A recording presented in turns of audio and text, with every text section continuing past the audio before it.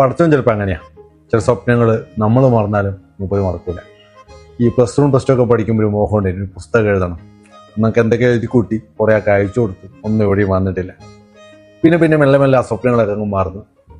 2 വർഷം മുമ്പ് ഷാജ ബുക്ക് ഫെയറിലേക്ക് പോകുന്ന സമയത്ത് നൗഫലൊക്കെ ചോദിച്ചൊരു ചോദ്യമുണ്ട്, ഒരു പുസ്തകം എഴുതി കൂടെ?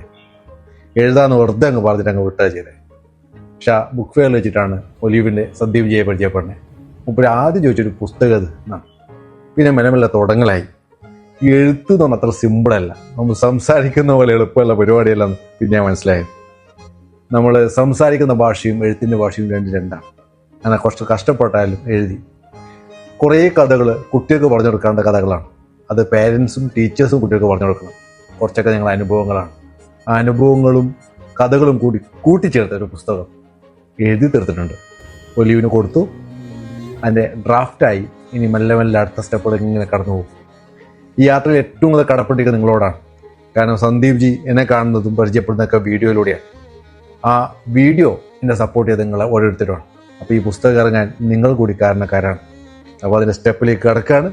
കൂടെ ഉണ്ടാവണം, ഇതുവരെ ഉണ്ടായതുപോലെ ഇനി.